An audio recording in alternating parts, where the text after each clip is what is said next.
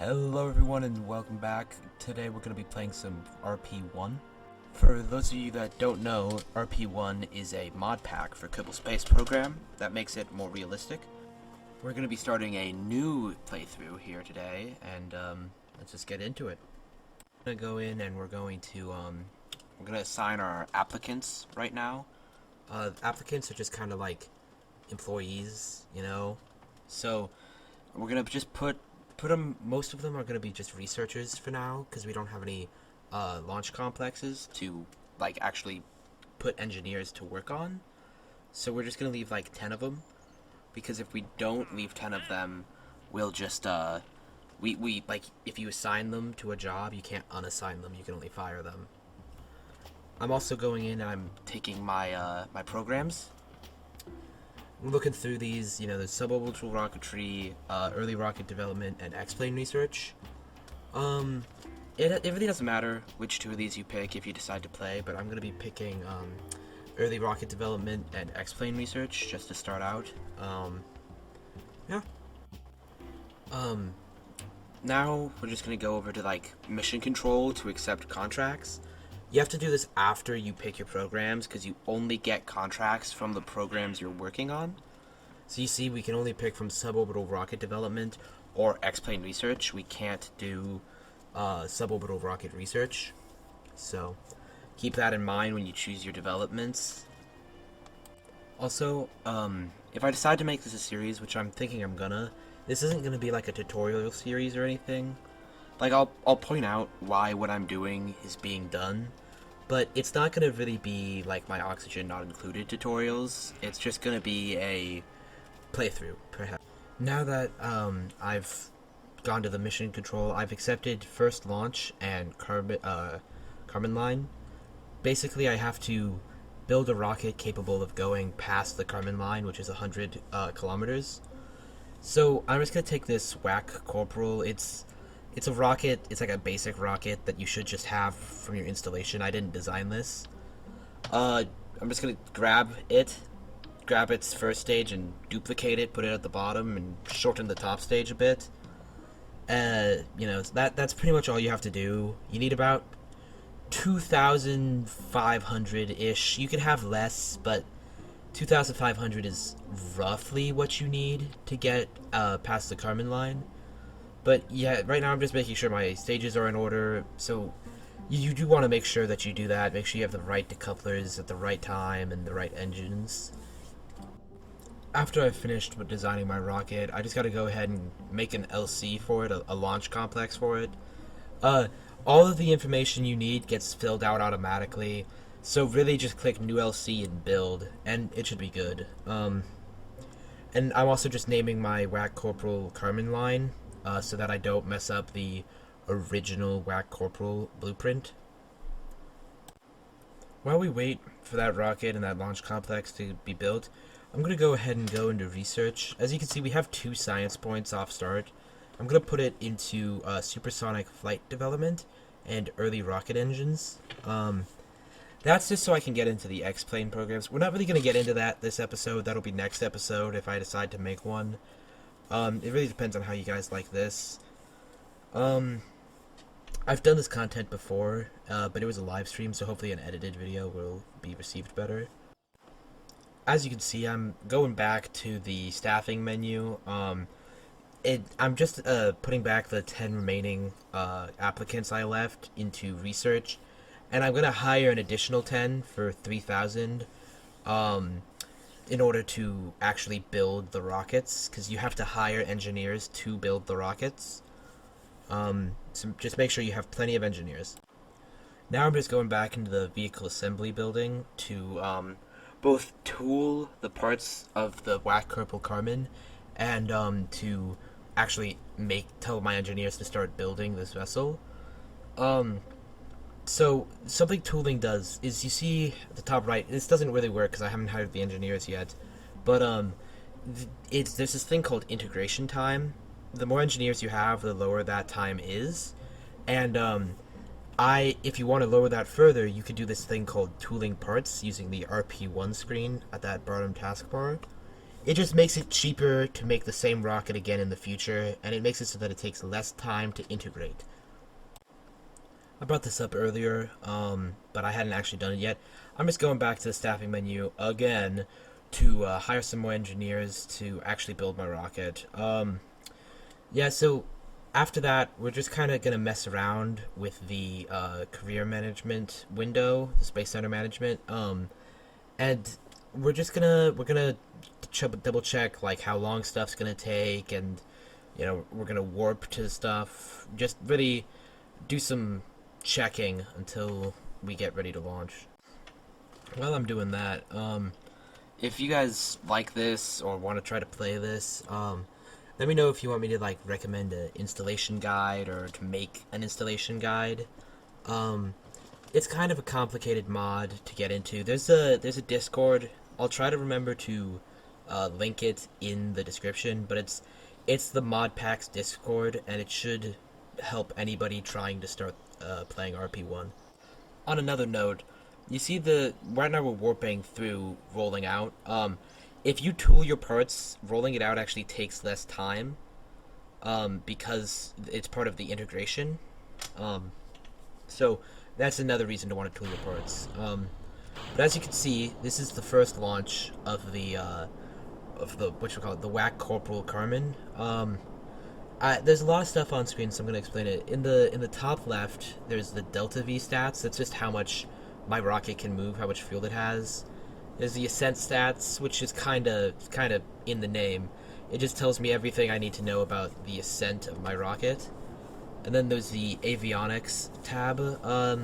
That's really just there to make sure that I'm actually getting scientific data. Yeah. Unfortunately, pretty soon, we're going to actually suffer a performance loss, which is something RP-1 adds to rocket launches. It just means that my engine it was expected to perform X amount, and now it's not. It's not too big of a deal, but it does mean that we are going to not make it past the Kármán line, and this mission is kind of a failure.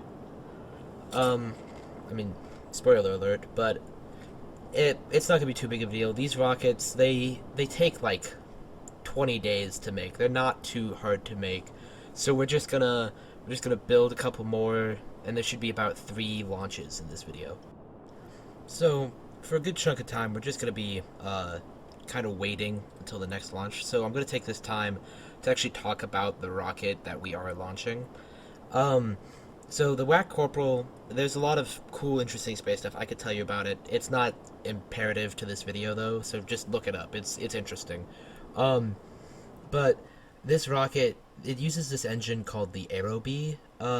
It's just this tiny, it's a single ignition, non-throttable early game engine. It uses 2 of them for its second and third stages, and these guys are pretty powerful, but they're really inconsistent early on. They fail a lot. We're gonna go through, I think it's 2 engine fails out of 3 launches, so it happens a third of the time based off that little sample size. So they're really inconsistent. But something that RP-1 models is actually this thing called engine data. Basically, the more I use an engine, the more reliable it gets, and the reason why, besides these being cheap, I'm using these engines is because we're actually, when we get around to launching orbital satellites, we're going to use this for our final stage, the kick stage that gets us into orbit. So we want as much engine data as possible so that we don't lose the flight. We don't fail the flight because the engine failed. But on the bright side of this launch, obviously we got the engine data, like I was talking about, but we still get almost 3 science. It's really 2.8, but almost 3 science. And after fiddling around with the Space Center management, we're just gonna go right into the research and development building, and we're gonna get post-war material sciences, which is just gonna let us eventually, when we're done researching it, it's gonna let us make lighter rockets, use aluminum fuselages. It's just gonna make our stuff lighter, for the time being at least, until we can get the next era of material sciences. But we don't research it in time to use it for the next launch. the next thing we're gonna do is we're just gonna go into the vehicle assembly building, and we're gonna tell our engineers to build 2 more whack purple Carmen. Um, so that's really all. There's not much to this.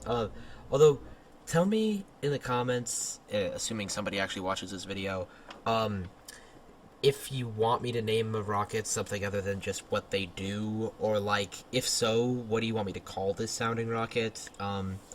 Yeah, just let me know. I think it might be cool to take like suggestions on names for rockets. Please though, like, don't name it like gross stuff. Be real with your suggestions. Now we're just gonna get into like the pre-launch routine. I mean, we're just kind of warping until the rocket is actually done being made and being rolled out, and we're just gonna skip right past the rollout warp, and just gonna go straight to the launch pad. This is the second Whack Corporal, Carmen line rocket we're going to be launching. And this one actually suffers an engine failure as well. It's actually on the first stage this time, pretty early on.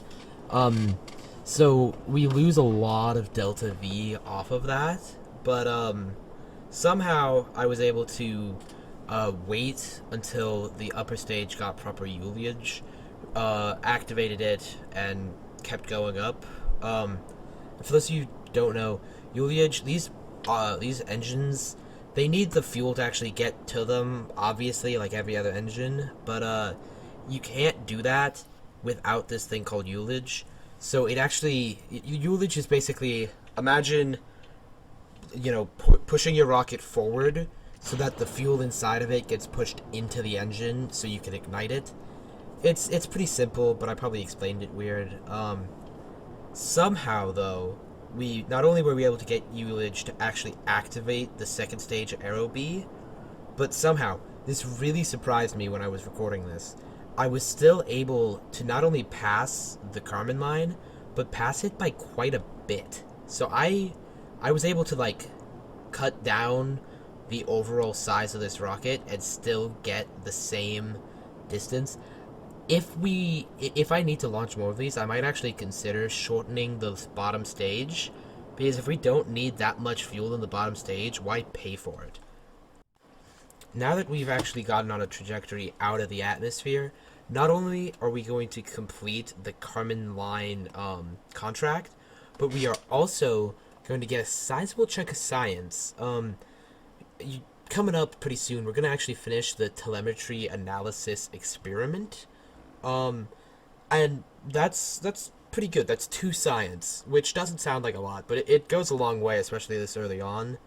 And when we pass out of the atmosphere, we actually get a little bit more science, but not an incredible amount, just like 0.1 or 0.2 more. We actually get pretty darn close to finishing the pressure scan experiment as well, but unfortunately we don't finish it this launch, and I actually don't think we finish it next launch. But you might actually see, we have one more stage on this rocket, and for those of you who have played Kerbal Space Program and know what those little icons mean, we're actually going to be recovering the capsule, like the cone of this. I would call this a test for the suborbital launch and return contract we're going to take, but in reality, I just forgot to accept the contract before launching this mission, so we're just gonna we're gonna ignore that. But everything goes nominal. The parachute opens on time. The rocket survives, and we're gonna get this nifty little newsreel after we land the rocket and recover it. So that's gonna be coming up pretty soon.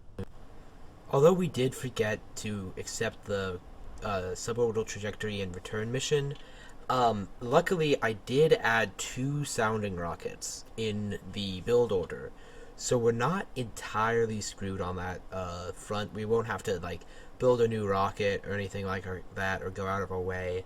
I could have just built a new one, but it's still a nice coincidence that I didn't have to do it. We're just gonna touch down here and recover the vessel. This little newsreel just reads that a Whack Corporal Carmen rocket was shot out of the atmosphere and into space on a mission of scientific discovery. For the first time, rocketry is not a weapon of hostile destruction, but an instrument to further our understanding of the universe. We are hoping that an age of world war ends and an age of cosmic discovery will begin. And this flight marks the beginning of a new era where the stars will start to seem closer and closer. There's this nice little history thing down here. I'm not going to read it, because again, it's just something you can Google. But this is a very nice little. This newsreel is a very enjoyable thing for them to add. It makes the actual achievements your space agency makes feel like achievements. And something really good out of doing this is not only do we get to hire 10 more staffs. I put them into researchers, but you can put them anywhere if you play. But we also get to go to the administration office, and we get to pick a new, appoint a new leader. I don't remember the name of the guy that I pick, but the guy I pick gives you plus 15 to transmittable science. And as you can see, I'm like mousing over all this stuff and I'm leaving, but I remember to go back. Don't worry. There's these like 7-ish options, I think, and I pick this guy. I'm not gonna try to say that guy's name.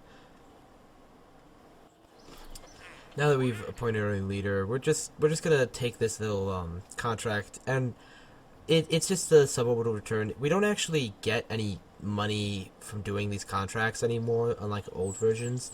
But these programs that we pick are actually just gonna give us like money per month, and when you complete the contract, like every year that it takes you to complete a thing, it removes 8% of the final payout. So let's say the deadline was 1960, and you finish it in 1960, you'll be making the least amount of money. But if you finish it in 1954, you'll make the most possible money. So you kind of want to do all this stuff fast, but you also want to do a lot of it. Before the next launch, I'm actually upgrading the astronaut complex, but unfortunately, I didn't have enough money saved up to build it immediately, so I had to lower the rate of construction, or else our space agency would have gone bankrupt. Luckily, we still would have made some money. We wouldn't have been doomed, but it would have technically brought our funds down to 0. As you can tell, we're just doing the 3rd launch of today's episode. Today's episode is all sounding rockets. Again, if I decide to make more, I'm obviously gonna do more stuff like satellites and planes and stuff. This is pretty much like all the others. If I'm not mistaken, nothing out of the ordinary happens here. All of the rocket systems work great, down to the parachute. Nothing goes wrong this entire mission. So, I'm actually not gonna really talk about the mission, but I'm gonna just talk about like other stuff right now. So something that I've been doing is, like, earlier I showed you the construction of these sounding rockets. I've played this game before, and I have all these old craft files. Pretty much all these craft files up until, like, honestly, I'll run out of them pretty quickly. But just for, like, the first few episodes of this series, again, if I decide to make this a series, we will just be using rockets that have already been designed. If you want me in the future, when I start to actually design the rockets myself, to like live stream it or make a video about it, let me know in the comments. Although it is kind of boring, so I might just put like a time lapse of the whole build process in the video if it's a short one. If I decide not to for whatever reason, I'll tell you why, but just let me know. I'm trying to gauge how you guys like this type of content, so that it's enjoyable for the both of us. Also, if I do decide to make this a series, don't count on like a routine upload schedule. Those of you who have watched this channel before, you guys know I'm terrible with routine upload schedules. So the videos will be made when they're made, but I'm going to try to remember to actually make and produce these videos a little bit. Actually put some decent effort in. But this video, I've been editing it all day. It's been like 6 hours. I'm getting pretty tired of editing, so don't expect multiple in a week. And like, if you get like 3 in a week and then next week you get like 1 don't get mad. Like, it's annoying. It's a difficult thing to do. So just understand that going forward. Also, going back to like actual useful stuff for this like series, if you guys like, let me know. Again, this is like a trial run. This is like the pilot episode of a TV show, but I like, let me know if you actually want to see every launch I did, or if you just want me to like pick and choose the important ones. Like, I would assume seeing 3 identical missions where like they're not really that high risk. Like, I'm sure that's probably boring for you guys. So let me know. I really do want to hear your guys' feedback, and I feel like it'll make it more enjoyable content for you, both me to make and for you to watch if you guys just comment down below. Also, I'm gonna start to like do some organizing on my YouTube channel. I'm not gonna delete any old videos, but I'm probably gonna hide a good chunk of them and put them in a playlist. I really doubt anybody's gonna want to go back and watch a 6-hour long Subnautica stream from early 2020. But if you do, all that stuff will still be there. But I'm gonna get rid of most of it off the homepage to reduce clutter and make the edited videos more prominent. But going back to the actual gameplay and stuff, after we land here, this is routine. You don't need to know anything more. We're going to go into the research and development building, and we're going to grab supersonic flight development. We're going to also grab the next tier in our material sciences upgrade, as well as the first tier in the avionics upgrade, the early tracking systems and the early material science. That's gonna slightly improve everything. The early material science is really, it's just so that we can research more stuff down the road. So yeah, and the supersonic stuff is for next episode. We've only got a few more seconds left of this video, so we're gonna call it quits here. Make sure to like, subscribe, hit the notifications, all of the cringy YouTuber stuff. Let me know some feedback in the comments below, and have a good rest of your day. Goodbye.